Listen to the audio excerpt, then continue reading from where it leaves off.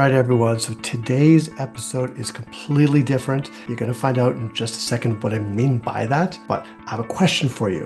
What if Ted Lasso could coach you in your business? What do you think he would say? What kind of business tips and strategies do you think Ted Lasso, the Lasso way? If you're not sure who Ted Lasso is, not sure where you've been, maybe just Google it before you listen to this episode. Actually, forget Googling it. Listen or watch this episode. I'm actually featured on another podcast. This is what you're going to be hearing in a second. And it is with the amazing Rounak Sardesai of Coala Studios. I'm telling you, yes, I'm being interviewed and I share some golden nuggets, absolutely.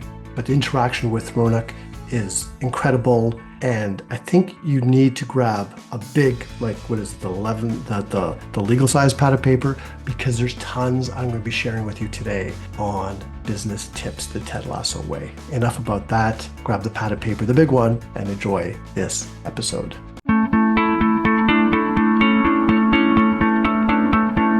Hi, I'm Marshall Stern, and I've spent over 35 years leading and growing multiple small businesses. I know firsthand the struggles of entrepreneurship, feeling isolated, lonely, overwhelmed, and feeling like you have to do it all by yourself. I've been through multiple recessions, and I have felt the highs and the lows. I've been there, and I get it. This podcast is here to change that. Every week, I will bring you straight talking advice, real-world strategies, and honest conversations about what it takes to succeed in business without the fluff, the gimmicks, or the sugarcoating. If you're ready to stop spinning your wheels and start making real progress, then you are in the right place.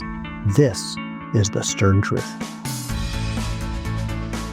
Marshall, thank you so much for being here. We're so excited to have a conversation with you today on the podcast. To start off, do you want to give us an elevator pitch of what's been going on, who you are, let our audience know, all of the good stuff? So first off, it's awesome being here. I've been looking forward to this. Regarding the elevator pitch, I don't like elevator pitches. However, so for your audience, I have a question for the audience. Are they familiar with Ted Lasso? I'm hoping so. I am. You are. So I would say I don't like the elevator pitch because I want it to become natural when I meet people. I work with small business owners and entrepreneurs, and I'm like the Ted Lasso for them. So I help them believe more in themselves. I used to be in BNI, and I used to stand up every week and I used to say, I help small business owners and entrepreneurs build a business that works so they don't have to. Although that is somewhat true, it's a little bit scripted and not natural. And difficult to follow through on because the entrepreneur plays a huge role in making things happen. 110%. Right. Yeah. So you're like Ted Lasso before Ted Lasso. Yes. Wow. Yes. So the idea of today's podcast is basically we want to have a conversation about business, about the people you deal with, the entrepreneurs that you meet with, chat with every day. And I want to kind of understand what it is that is a common factor in maybe, entrepreneurs falling short of their potential. What's one of the traits in entrepreneurs that you work with that's a necessity in your opinion for any sort of success, long or short term? I'm going to go back to the Ted Lasso reference. I think, and I know this from I'm aging myself here, over 35 years, it's actually much more than that, but not much more. In running multiple businesses, small business owners far, far too often being the player and not the coach. And what I mean by that is they end up having that employee mindset and they get stuck in the business, focusing on all the daily activities, the admin, the invoicing, the client work, everything, and not enough on the business, working too much in, not on. If your audience, if your listeners, viewers could take one thing from this, I don't care where you're at in your business, what stage you're at in your business, you could be brand new, plan for becoming more of the coach, plan for becoming more of the leader. And that's what I mean by coach. Leading your business, having the vision, building a team around you. It might not be right away. Don't get stuck being the employee. This is a great point, and it's been brought up in so many different podcasts. And as a business owner myself, I feel like this is possible, or it gets easier after a certain stage in your business. But I know that a lot of our listeners are just starting out or they're solopreneurs. And how do you reckon someone who's a solopreneur do this more efficiently and focus more on working on the business as opposed to working in the business? I would just turn it around and just like put the lens on you. Like, look at what you've done, right? Build a team. Here's what I see a problem, especially since the pandemic. So many people, let's say, were digital marketers. They worked for XYZ Corporation. Yeah. They were COVIDed out of a job, or they had a come to Jesus moment and it's like, I'm leaving, I'm starting my own business, I'm going to be a digital marketer on my own. And what happens is they're an employee in their own business. Why did you start your own business? I've always wanted to do it since I was 8 or 10.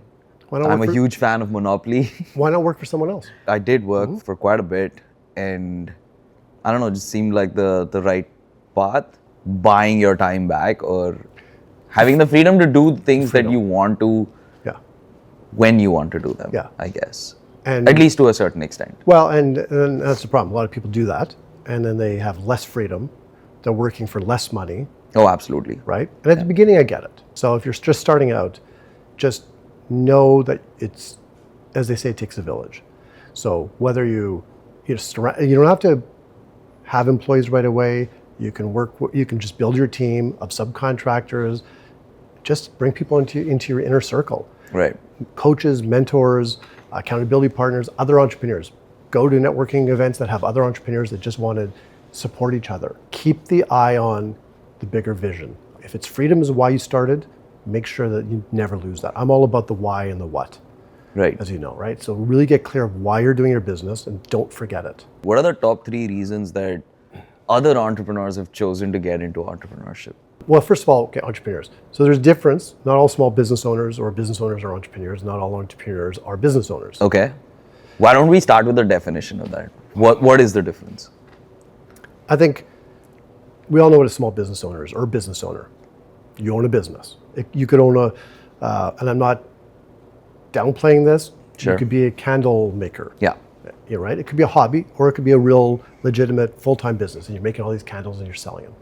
There are a lot of employees who are entrepreneurial, who are entrepreneurs, and eventually they will probably end up doing something on their own. Right. But they're not a business owner. So an entrepreneur is someone who thinking about business, thinking about the vision, constantly wanting to build. Real true entrepreneurs don't usually stay in business too long, honestly. They start a business, they build it, they sell it, they move on to something else. They get bored. Right. Right? It's like the entrepreneurial ADD. As a business owner, small, medium, large is maybe a little bit different, you do have to have an entrepreneurial spirit, but you need to harness it to a certain point. If you get bored too quickly, you might give up too quickly or move on too quickly. So really it's getting clear on so I talked about the why, getting clear on, I call the what, and that's the vision. Right. What do you really want to build? What do you want to create? Do you want to become the #1 digital marketing agency in North America or Canada? Right. Or the world, the monopoly? Do you want to become the Amazon of digital marketing? What are the 3 most common reasons that you hear from people in business wanting to start a business? #1's always freedom. Right. Okay. Part of freedom, they're just tired of working for someone else, making money for someone else. I was always entrepreneurial. Had a lawn cutting business, glorified as a landscaping business when I was 16. Right. So I was always entrepreneurial. And I think people start businesses for that freedom to be able to do what they want when they want it. Not necessarily time freedom. Sure. But just the ability, I guess it is a little bit of time freedom, not having more time, but be able to do what they want rather than having to answer to someone else. Right. So I think that's #1. #2 probably is just they don't want to work for someone else. Do you think that's from a freedom perspective, the not wanting to work for somebody else, or is that like I can't take orders from somebody else, or I am so bound to my vision that I cannot align with somebody else's vision? That as well. Do you think that makes somebody a bad team player? No. Okay. No. If you as the entrepreneur and the business owner, see I said and, 2 different things, if you have people on your team that don't buy into your vision and they're not being a team player, that's a different story. Right. Then they should maybe go either to another company who has that same vision or do their own thing. But to finish answering your question, I think it's freedom. I think 1, 2, 3. I think it's time freedom. I think it's financial freedom or the ability. It's the hope. It's the great American dream and Canadian dream, North American dream, to be able to just build something. And so I would say it's really the 1, 2, 3 is freedom, freedom, freedom. But honestly, when you're working for someone else, I mean, as business owners, entrepreneurs, we are all pretty much salespeople. We are self-employed. When you work for someone else, you're reliant on them. Right. And you can only do so much. And they can get rid of you at any time. That was going to be my next question. So because we have a lot of listeners that are in the early stages of their business, what do you reckon are the 3 most important skills a business owner must have? That's a great question. Leadership. Okay. Leadership. Sure. Leadership. So 1, 2, and 3 are all leadership. Well, I'll expand. I would say belief. Okay. So I would say, I call it a leader's mindset. Sure. So the leader's mindset is one of, I can't do it alone. I need to build a team. Okay. Okay. So I would say that, number 1. I would say number 2, the belief that you and your team, so the belief in yourself, number 1, 100%, and the belief in your team. That's also leadership. Sure. If you don't believe in your team, you're not a good leader, or you have the wrong team. So you need to believe in your team. And the 3rd, take freaking action. Okay. So proactivity. Proactivity, again, it's leadership. Accountability, right.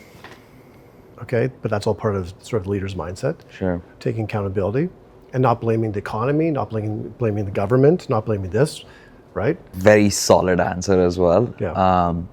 If I were to answer that, I think the only thing I would add is maybe sales to it. I do feel like every business owner needs to have a certain amount of sales skill. Okay. And I think that also kind of bleeds into the whole leadership mindset, right? Like if you can't sell what you're offering, then you're not confident enough in the service or in the ability. But it all comes back to belief. Absolutely, which is why I said it's kind of an extension of what you said, yeah. So I mean, there are a lot, look, and you're in the marketing industry, right? There's a lot of nonsense out there. Yeah. Especially in the coaching and the marketing. Like and there are a lot of coaches who are just marketers. They're horrible coaches. They call themselves a coach. They have a program that they say, give me $20,000, I'll help you build a 7, 8 figure. But it used to be 6 or 7 figure. Now it's 8 figure. 7, 8 figure. It's gonna be 9 figure. I don't even know what that is. In 60 days or whatever. And they've never done it themselves, but they get the money and whatever. And they have a system, right? So I think if you believe in what you and your business does, that's sales. It's not about sales. I know what you're saying about the skill. Belief goes a long way. Yeah. Right. And building, you might not be the salesperson for your business if you don't like the cold calling, and right. We can talk about all that kind of stuff and the actual actions. If you don't like to take those action steps and cold calling people, I'm not saying cold calling is a thing or a good thing. Lead generation, bring someone on your team who could do it. But you are the face of the business. Yeah. And you need to believe in it, and you need to be very service oriented. This is my belief. This is the stern truth. Walk us through, the 35 years of experience straight from Marshall Stern. I want to understand more about the failures than the success. Yeah. I'm going to give some good failures. Awesome. Okay. So for everyone listening, grab a pad of paper or your laptop or whatever. This is the first business lesson I ever learned on building a team. I was 16. Okay. I worked with my grandfather. He had a wholesale business in Winnipeg. I was there for 4 days. Thank God it was a long weekend. I started with my cousin, it was our grandfather, and the place was not air conditioned. It was an old heritage building. It was like 35 degrees in Winnipeg. It was so hot in there, it was disgusting. I was alone on 2 floors of this warehouse. It was my first real job, and I hated it. I walked into his office on a Friday, right? Thursday, because Friday was the holiday. Thank God it was a long weekend. And I quit. Couldn't do it. I hated it. Hated working for people. I didn't want to be there. It was the summertime. And what was the company? Like, what did they do? It was back in the day, it was like a wholesale clothing. Okay. So they would they would supply clothes, sell clothes to, there was a bunch of Mennonites in Manitoba. Sure. And Hutterites and the villages and whatever. Right. And to stores too. Clothing and dry goods, they called it. Right. Next spring I said, I'm doing my own thing. This working for someone is not for me.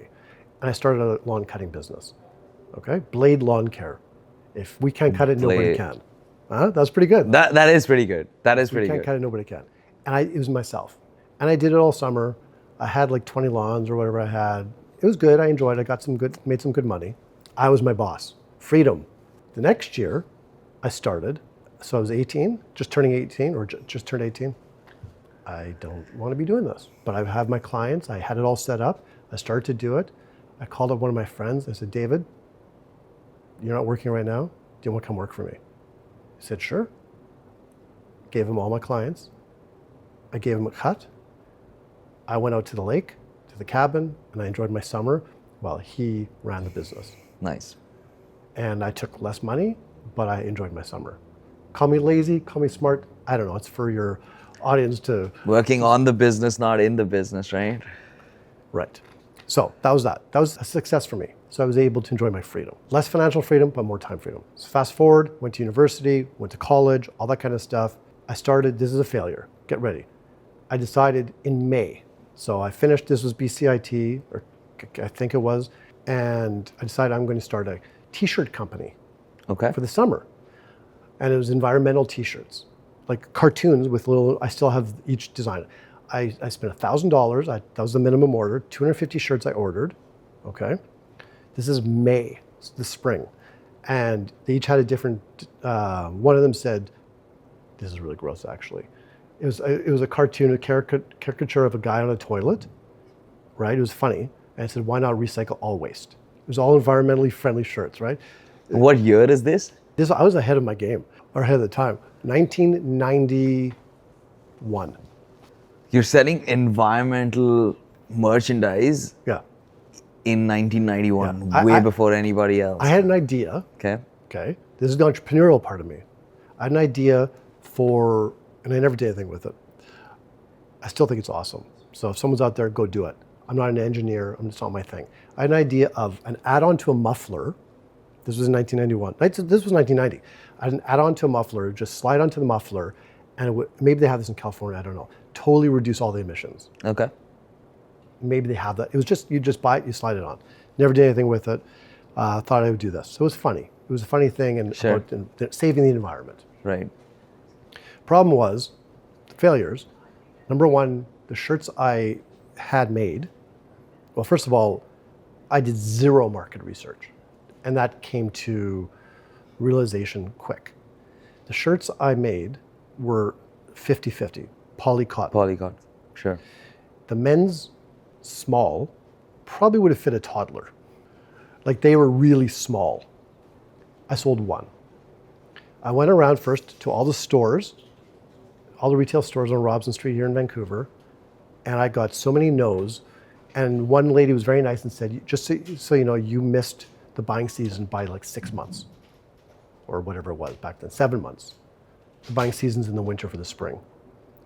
Zero research. That was a huge failure, but a big learning for me. I did zero research and I spent $1,000. I lost $1,000 minus one shirt that I sold. Ask me where I sold it. Family? No, I set up in Vancouver. There's something called the Vancouver Swap Meet on Main Street, on Terminal, It's still there. And I set up a booth for 2 days. It cost me $9 a day. And I stood there for the 3 or 4 hours that it was open, and I sold it to a German tourist. One shirt for $7. And I was so excited. You think those shirts would sell better today with meme culture so prevalent? Possibly. Right? Possibly. So you were just ahead of your time. I was ahead of my time, but I did zero research. Yeah.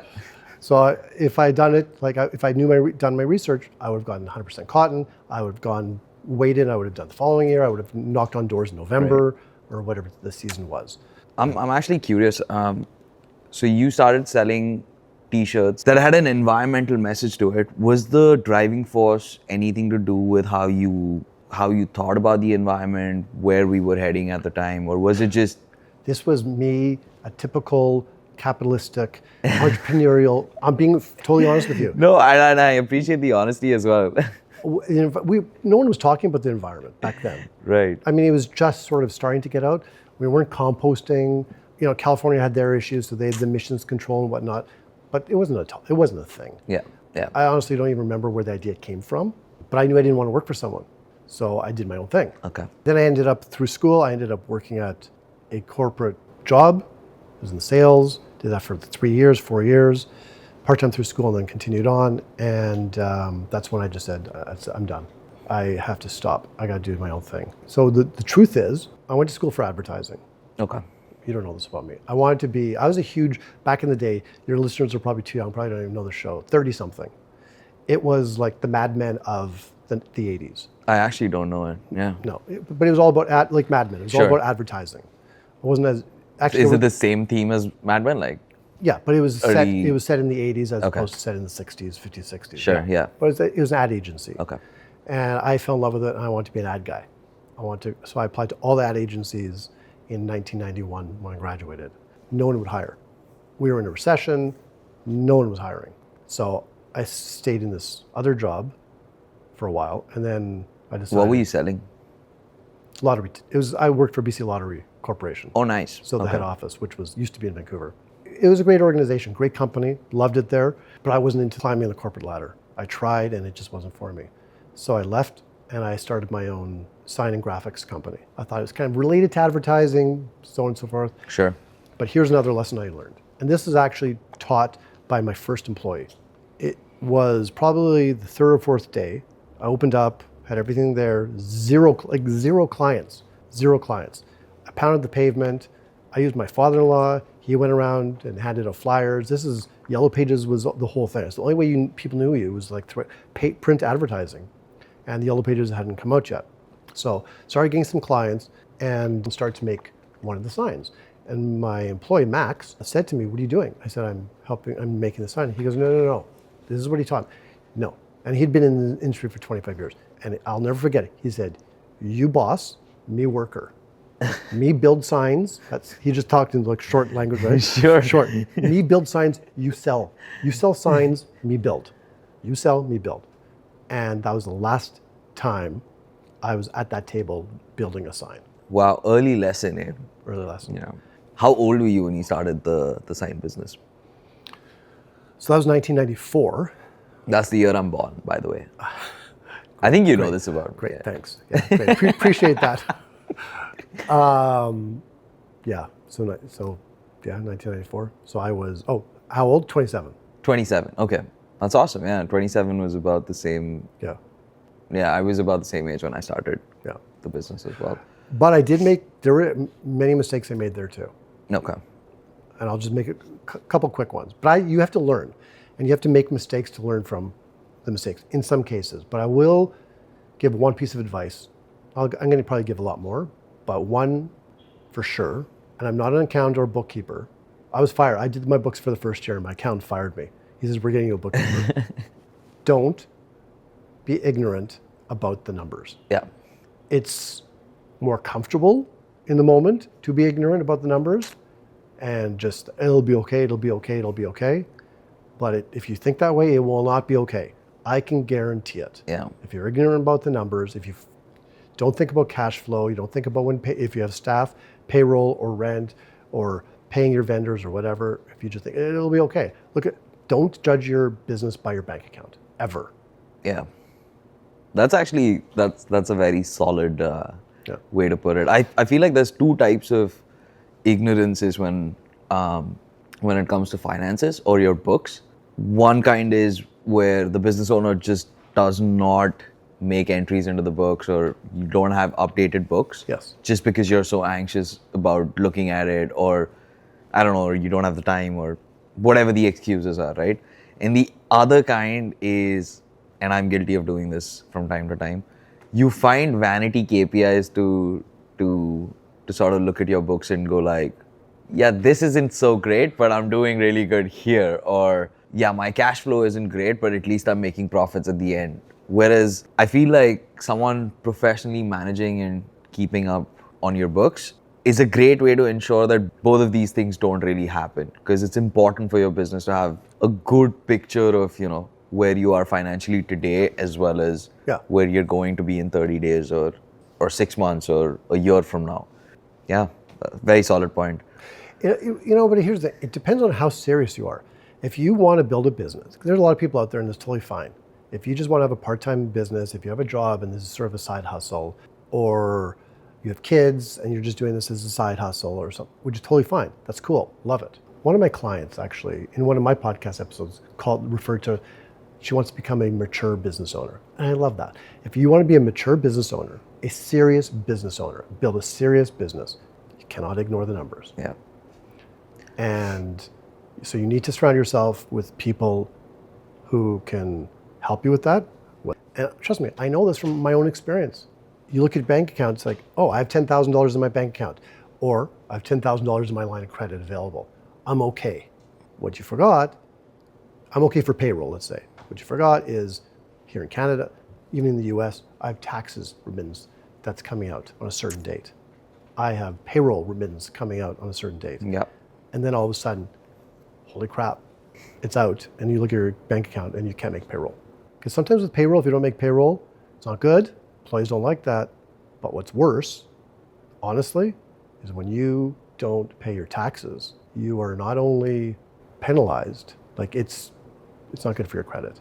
You have to pay taxes. You're 27, you've started your sign company now.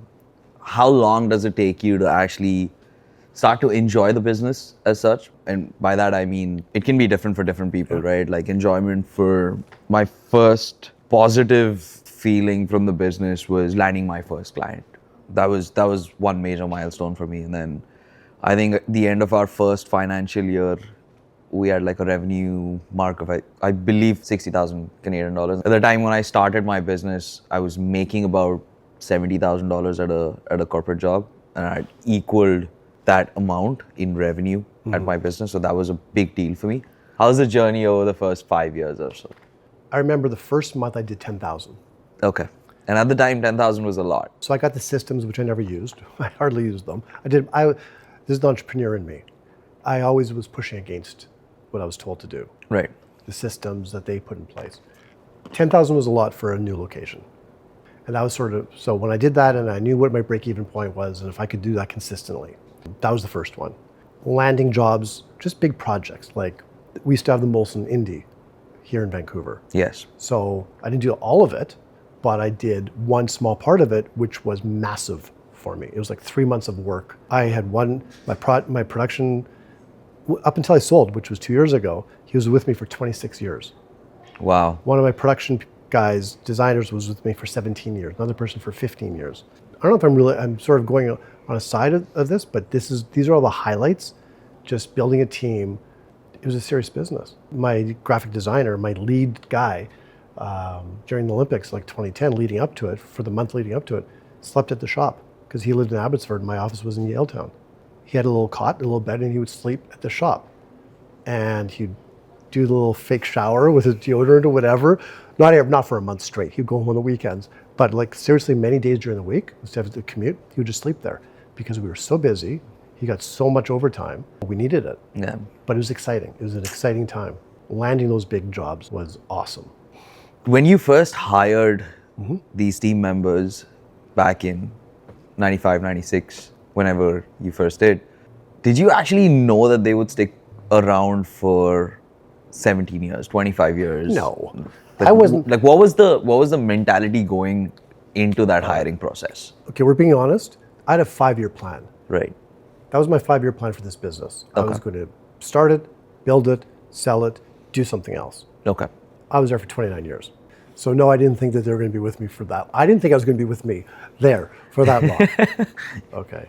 But do you reckon it's a good idea to get into business with a 5-year plan even today? That's a great question. That brings up the whole idea of a business plan. So I like a 3-year plan. Okay. It depends on where you're at in life too. Like a 5-year plan for someone at my age, I'm kidding. No, but yeah, 5 years, who knows what. But it is true, like 5 years out for you is different than 5 years out for me. I mean, 5 years to 3 years, not a huge difference. I remember taking a program years ago, a coaching program, a really good one, and they wanted you to have a 20-year, what they call it, big, hairy, audacious goal. Okay. And plan. Was this before COVID or after COVID? This is way before. This is before COVID, right? That makes sense. But 20 years, ridiculous for your business. Okay, for your life, for sure. Right. Okay, but for your business, 20 years. I like a 3-year plan. Yeah. But let's talk about business plan. If you need a plan, unless you want to go for funding, you don't need a nicely bound, fancy business plan with projections and with all the stuff that's just going to sit on your computer and collect dust, or on your bookshelf and collect dust. You need a plan that you're going to implement and that you're going to review consistently. Otherwise, there's no point. So Coala Studio has been in existence 5.5 years now. When we first started out, we were offering a set of services, both project and retainer. And if I were to compare what we are today versus what we were 5.5 years ago, there's obviously a lot of difference, right? And there's been constant evolution over time. How often do you reckon your people you work with or entrepreneurs that you talk to, how often do you think they review this business plan that they'd originally created? And how often is it tweaked, and in what direction? And what impacts that direction that they take the most? For those who do have a plan, I don't think it's reviewed at all. If they end up working with someone like myself or another coach, then yes, it'll be reviewed. But again, it's all about, the more complicated anything is, the less likely you will be to take any action with it. Right. It could just simply be a one-page, spreadsheets are different, okay? Like financial projections, that's totally different. I'm all like 100% you need to have something. But you need to know, like I go back to the what. Like what do you want in 3 years? Completely, okay? Just come up with the vision of where you want, not just your business, but your life. And build a business that serves your life. That's what I believe, okay? Some people can go and buy let's say, a junk removal company.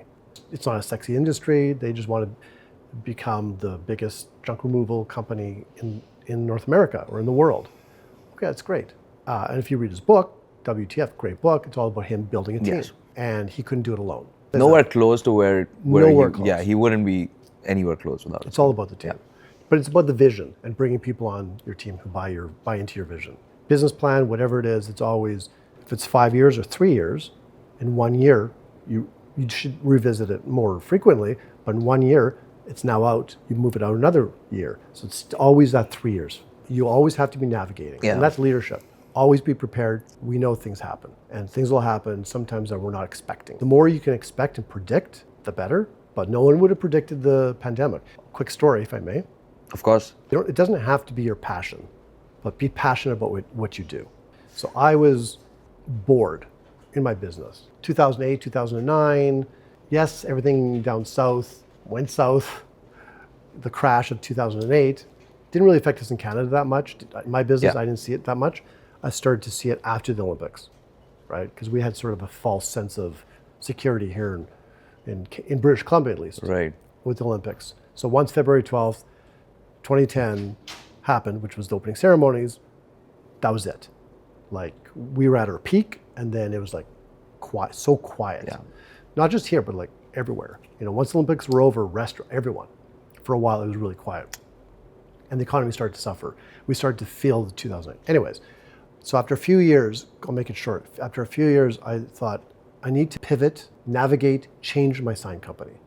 We were all things to everyone. Businesses, we were always dealing primarily 99% of the time with businesses. And I decided I'm going to be the Brian Scudamore and have this new vision, change everything. And I had my own little painted picture. My business was no longer going to be known for everything. It was now going to be known, because I left the franchise back in 2005 and I went out on my own. Right. Okay. So, because I was a rebel. Although my sales were like number one in Canada at the time, they probably were happy I left. I decided I wanted to become known, our company was going to be known for interior, like environmental signage. So for office interiors, wall murals, wall wraps, privacy film. I found that sexy. I found that so exciting, and it just energized me. Wait, I just want to rewind for a second. You found that sexy. It was sexy. It was sexy. That's what I was in the industry. I know. And I feel that's really important. If you're in business, you're doing something, you need to be attracted to it. Like even if you're not super passionate about it, when you go out and you tell people about it, I feel like there should be the sense of pride that comes from within. Like, hey man, this is what I do, and I really like doing What we do is sexy. Yeah, exactly, right? Yeah. So I think everyone has to have their own version of sexy, right? At least they feel it, right? Because a lot of the stuff that we were doing, our number one client, well, we did a lot in the film industry, which is also sexy. Yeah. Right? It wasn't sexy work, but it was exciting. We did all these the slates. So for the camera department. So the Yes. right? Take one, take two. We became known. That was one thing. We became known in all of Vancouver. We were the ones who designed these really cool graphics for them. So it wasn't just a black on white or whatever. So we did 90% of the productions, TV and film that came through Vancouver or British Columbia, we did. It wasn't a big moneymaker, but it was exciting. Right. And the team loved it. But most of the other stuff we did was just basic. Like, property managers were number one for us. So we did like parking signs, right? Like this morning where I parking, park here, reserved, whatever, all that kind of stuff. Nothing exciting about it, nothing sexy. So I decided I wanted to get away from that. And they were our biggest repeat, biggest revenue client as well. All the property managers. We were like we dealt with a lot of the big firms in the city. And we wanted to become known now for office interiors. Right. I connected, I did a campaign, lead gen, I did it myself with interior designers, commercial interior designers. We went hard on it. I had a whole brochure made up, office murals, mantras on the walls, privacy film, all that kind of stuff. And we were going to get rid of property managers eventually and focus on this. And I had plans to redesign our showroom and bring in samples and everything. It was going to be big. It was going to be beautiful. It excited me. It was sexy. That was 2019 when I implemented everything. Wow. We know what happened. 2020 comes along. Thank God I didn't get rid of my property managers, because that entire industry that I was going after that was so sexy was gone. Yeah. My property managers, that's when I fell in love with my business again. I thought I fell in love with the vision of the sexiness of all the stuff. Yep. I fell in love with it again when the pandemic happened, and all of a sudden our property managers on the residential side, commercial no, because they were shut down at the beginning. They needed our help. They needed to protect the lobbies. They need the plexiglass stuff. They need decals all over the place. On the elevators, stay 2 people per elevator, or whatever it was, or 3 people, 6 feet apart. Lots of opportunity for signage and stickers, yeah. We went from our worst month ever at that point, almost 20 years, 17 years, or whatever it was, 19 years. Like April was our worst month ever. April 2020. April 2020 to our best month ever. Just like that, overnight. And then it went back to kind of normal, somewhat normalcy after that. I was passionate about it because we were actually really saving lives. Yeah. Right? We weren't doctors, but we were helping. Contributing, yeah. Contributing, right? We were absolutely. And we were always a service that had to be open. Yeah. So just be prepared to navigate and pivot quickly, because you just don't know. And if you're like some people, there were like liquor spirit companies that were with sanitizers. Yeah. Sanitizers and wipes. Yeah. You mentioned something very interesting earlier, and like just for context, one of the reasons that I've always enjoyed working with you and having a conversation with you is because, unlike a lot of coaches out there, or just in general, unlike a lot of people out there, you value family and personal life just as much as you do business, right? The ups and downs of business eventually, in some way, form or the other, trickle down into my personal life as well, right? You mentioned worst month in business financially after a period of 20 years, right? How does one stay sane in a period like that? In all honesty, that worst month, I'll go back to other worst months. Because that worst month ever, in all of the 29 years in that business, that was probably April 2020 was probably my calmest month ever. It's weird. March 13th or whatever it was to mid-April, the world was shut down. Yep. What could we do? Now, I just want to go somewhere else for a second, because this is also something I want people to take from this. take care of your people, your employees. Take care of your and of course your significant other. Yeah. Take care of your people. So the world shut down, businesses shut down, and my wife, I love her, said, you have to let everyone go. Everyone was doing that. You can't pay them. You have to let them go because we have no idea what's going to go on. I kept saying, 2 weeks. That's what the health minister says. 2 weeks. Remember that time? It'll be 2 weeks. It'll be 2 weeks. It'll be 2 weeks. We'll see. Well, in 2 weeks. I knew something was coming on the wage subsidy, eventually. Yeah. I couldn't let my people go. They'd been with me for so long. They had families. They were loyal to me. I needed to be loyal to them. I knew it was going to get better. This was temporary. So I stuck with it. We didn't shut down ever. And then we basically redid like our entire showroom. We designed it or whatever. I kept them busy. And then everything opened up again. Right. And in fact, I'll take it one step further. This is where you, as the leader of your business, need to really think down the road into the vision. Short term, even. Like short term meaning 6 months, a year. A year back, I was looking for someone up front, an in-house salesperson, because my person had left, gone back to school. I couldn't find anyone with experience. I didn't want to train someone from start to finish. It was too much, too many things to learn. I want someone with experience. Couldn't find anyone, so I just did double work at the time. Pandemic happened, fine. In August, actually, I got an application from this one person.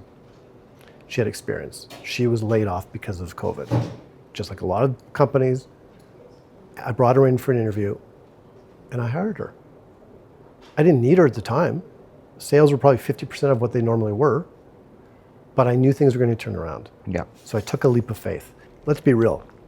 This business thing is hard. So you need to do your best, whether it's with your friends or your significant other or kids and or all of the above, your family. Do your best to try to not bring it home with you. But if you have a bad month or you're in a financial difficulty, bring someone to help you. Because your significant other or friends might not be. Yeah. It's lonely. It definitely is lonely. So that's why I run groups. I run coaching groups, group coaching programs. I run like once a month, just a networking thing, which is free. Just hang around with other entrepreneurs, people who are ideally, people who are maybe one step ahead of you. Right. Or similar. And you can just talk and then they get it. And they might be able to give you some advice. My wife didn't get it. She thought she started working in my company later on, after about 20 years of me being in the business, right? Because she had her own career. And then she had kids. Before that, she always thought that I was like this pushover of a boss. She came from the banking world where it's like this, very, they don't do their job, they're gone, right? Strict, very strict structure, policy. And we were a family. My team, we were a family. So connect with your people, okay? But surround yourself with people who can support you. It's mindset. It's not easy. It's not easy. I had shitty months early on. I had people that didn't pay me. Here's another tip, like for business owners, with the whole email, because everything is now, everything's at our fingertips. It's so easy just to respond. It's so easy to a client, to a prospect, to an employee. It's so easy just to message back. And then your focus is taken away from what you're actually really trying to do. Yeah. So block the time for that kind of work. Don't be like a slave. Don't treat your text box or inbox as your agenda. Correct. It's someone else's agenda. Yeah. Speaking of habits, what are some of the good habits that make an entrepreneur or business owner do better than the average lot? Yeah, you can talk about like the 5 a.m. club, okay? That's it, get up, 5 a.m., exercise, journal, exercise, all that kind of stuff, meditate. Here is the thing. It's gonna be different for everyone. And that's the problem with most programs out there, most books out there, they teach you one way. Right. Okay? Discipline. It does take discipline, but what discipline is for you might be a little bit different for me. Okay? So you might be a late night person, I might be a morning person. So if you're a late night person, why should you follow the 5 a.m. club rule? So I would say habit-wise, do what works for you. Number one, proactive work, what I call the on-it work, what's really going to move the needle for your business. Yeah. Get it done. That's a priority. Get it done in your most focused hour. I would say the habits, consistency, number one. Good, the right consistency. Right. But being intentional. So being intentional on the right actions and being consistent. So I would say take consistent daily action towards what you say you want. Play a sport, go hiking, but be consistent with all of it and work on your mindset. For people who have kids, young kids, not necessarily older, but young kids, like under 10, under 12. They need your attention all the time. They're going to be needing your attention. It's like having a dog, right? The dog's going to be wanting to go for a walk, wanting to go outside. Kids want to play, especially summertime. Right. Kids are going to want your attention more. So it's all about doing what works for you and being consistent. And that's really, I would say that's it. I mean, one system doesn't work for everyone. Right. And the problem is with all these online experts is they make you feel like shit. When you love what you do, here's the problem. This is really the challenge. I don't think of it as work. Yeah. So my wife's always saying, you're working so much, you're working so much. But it doesn't, I like what I'm doing. Yeah. If I could talk to people all day long, I would. I'm usually told by the people around me if I'm starting to burn out. They could see it, right? They could see it in my mood. I remember taking my son, he was late for baseball practice once. It was baseball practice. He was 10 years old. 10 years old, baseball practice. It wasn't a game, and he was late. And my wife said I have anxiety about being late. This wasn't me being late, it was him. I guess so, I guess I have it. It was nuts, and it was practice. And I had to pull over, and I had to I probably made dents in my steering wheel. And my son was with me, and then I saw how it affected him. It was a low point. I had to pull over and say, what's my problem? It's just a practice. But I wouldn't have gotten to that point if I had seen the signs and I had sort of meditated, taken a break. I was getting burnt out at the time. I mean, this is 10 years ago. I have to constantly work at it. I was actually just telling my wife this yesterday. She actually sat me down after dinner and she's like, hey, I want to talk to you. And she actually asked me this really nice question. And she's like, when I first met you, you were somebody, one of the things that attracted me towards you the most was the fact that you keep your surroundings super clean. You were one of the only guys I know who cares about how his apartment looks. I just like my surroundings clean, and even today that's how it is. But off late, about a month or so, I really haven't had the time to focus on any of these things. And it's not that I don't want to, it's just that the ebbs and flows of business have kept me occupied to a degree where everything else, including my surroundings, have become secondary to me at this point. And she's at me now and she's like, I'm just checking in. Is everything okay in your life? Because I can start to see that the one thing that you care about so much isn't really happening. So I guess other people do see the stress or the anxiety kind of building up in words, actions, or habits around you. Yeah, if you're showing up out of character, out of your normal character, for sure. And you have to, the key is to listen to it. Yeah. I remember when I started coaching, it was a leadership coaching program. I started to forget about my other business. I stopped being a leader for that, and I stopped being a leader for my family.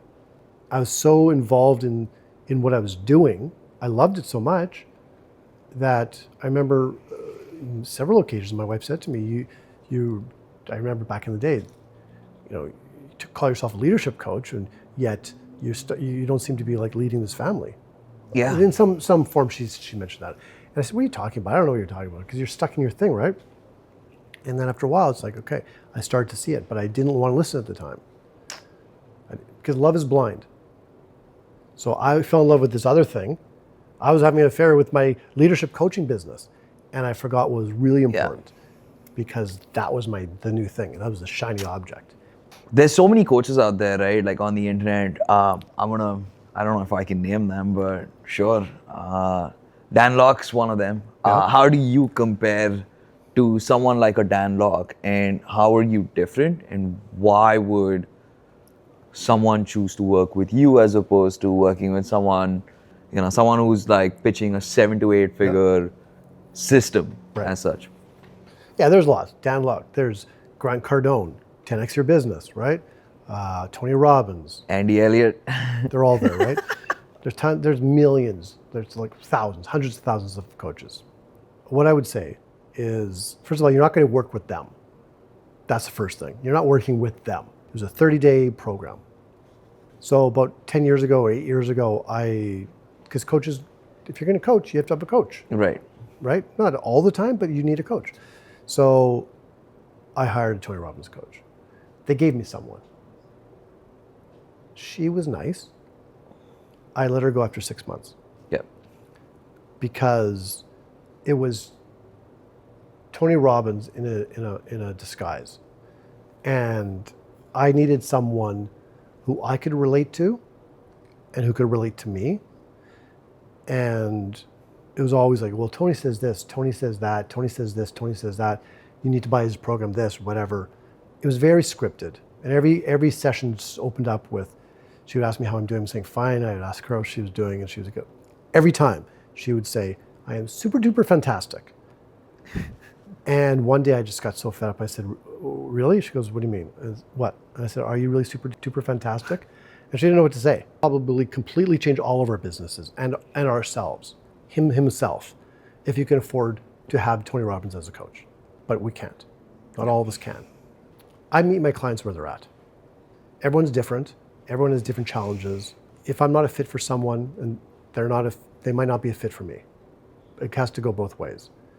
And there has to be this relationship. There has to be something there. Because it's not like, take my course, you'll be fine. This is like real time. This is you and me going through a journey to get you on a path to where you want to get to. There are a lot of amazing coaches out there. So interview coaches. If you're looking for one, interview them, talk to them, see what's the right fit. And not one system fits all. So I don't have a system. I have a framework. That's pretty solid. Yeah. I have a methodology. I have a way of, right? But the way I might coach you, it's similar to the way I coach someone else, but in different ways, in different steps. And each time something else comes up that's differently, we might go different. We might go in a different place. Thank you so much for being here today. And this was awesome, man. That's what I've got. No, I appreciate it. No, I could keep going, but I know time's up. So no, thank you so much. I appreciate it. I appreciate you. Same here. Thank you so much for tuning in to The Starting Tree. If you found today's episode helpful, we would love to hear from you. Please like, share, and leave us a review. Also, if you'd like to be a guest in an upcoming episode or join us in one of our Momentum Accountability Group sessions, simply email me to marshall@marshallstern.net. That's marshallstern.net. And don't forget to hit the subscribe button so you never miss an episode. Until next time, keep pushing forward and leading with confidence.